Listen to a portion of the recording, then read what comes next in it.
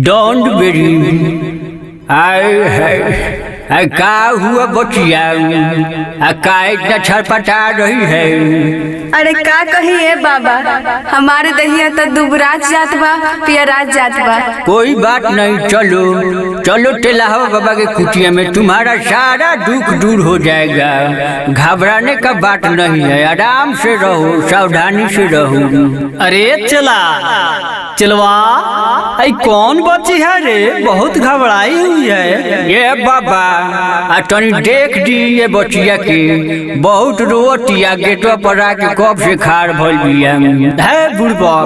तो इसमें देरी क्या करना है, लगाओ आसन, ले आओ खपर।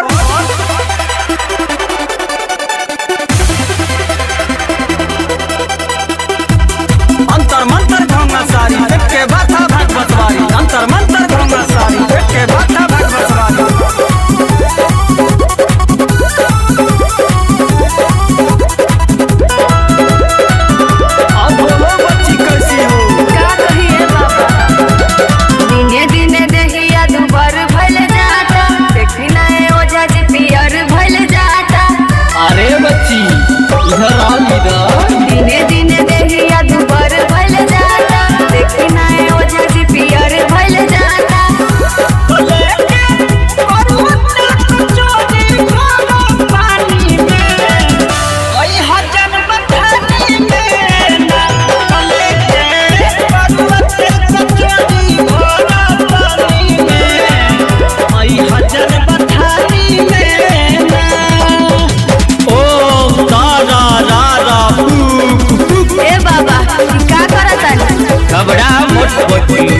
बाबा भी मंत्र पढ़त ओम तारा रा ओम तारा रा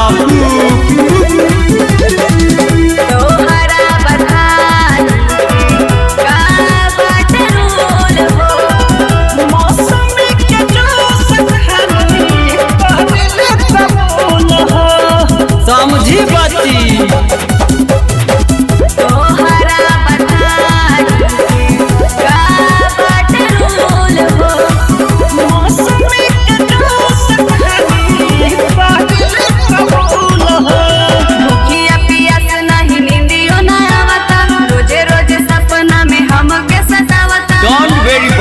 बड़का भूख लगता है हमको।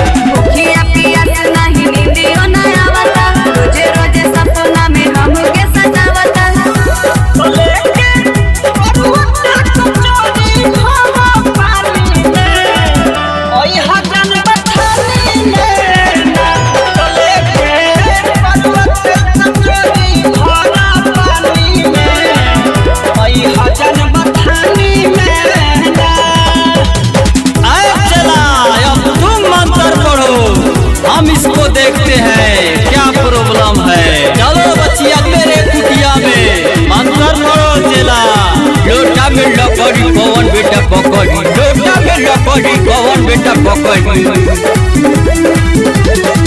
बाबा तेला हवा सुनी ले बड़ाई, नाम दीप छड़ना पड़ी न छड़ाई। जल्दी करिए बाबा, घबराओ मत बच्ची। बाबा